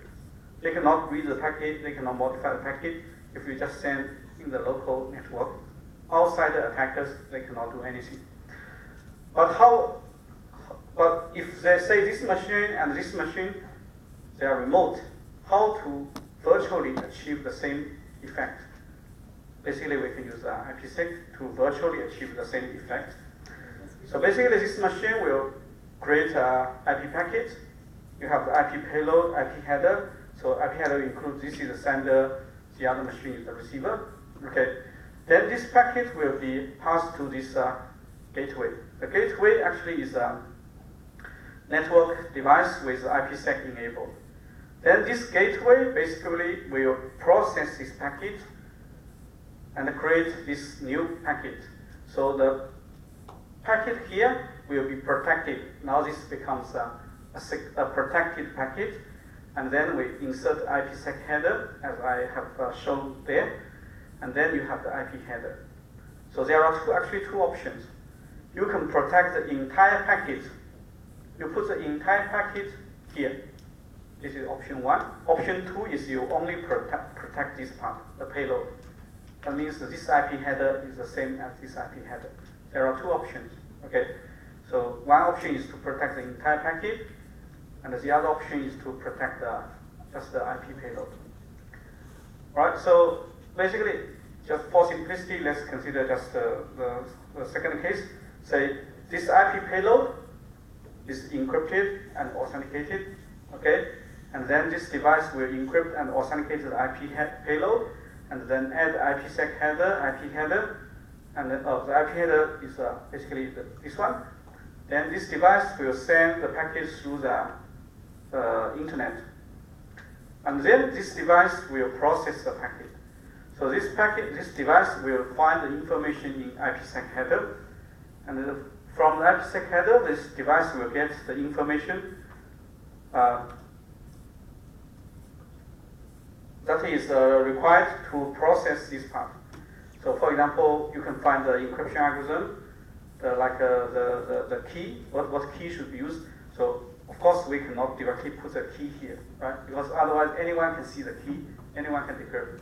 So, we need to find some mechanism to let the receiver know which key should be used, but other people cannot see the key, right? So, actually, the solution is that we just put an index. So each server, each gateway will maintain a database. So in the database, there are a lot of records. Each record includes, for example, the key, algorithm, and so on. And each record has an index. We just put the index here. Tell the server which key, which record in the database should be used to process this packet, to decrypt, authenticate, and so on.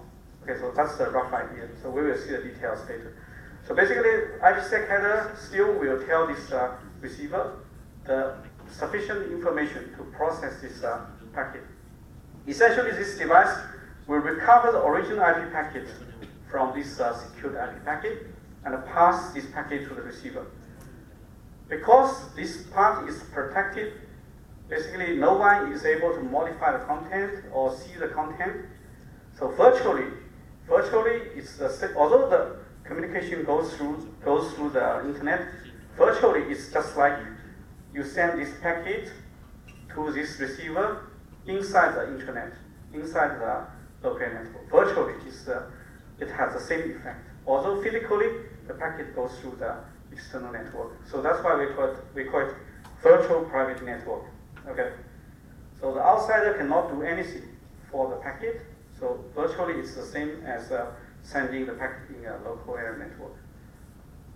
And similarly, the scenario 2 is you can have a remote machine, and the remote machine can connect to the office network. For example, if you work in some industry, for example, in the banks, international banks, then sometimes you need to carry a phone, and then in the night maybe you will get a call saying that, okay, survey is done. So people, for example, in the US cannot access, so you need to fix the problem, right? So in this case, you need to dial into the remote office network. So basically, in this case, we can still use IPsec, and your machine actually becomes a combination of the machine here and the device here.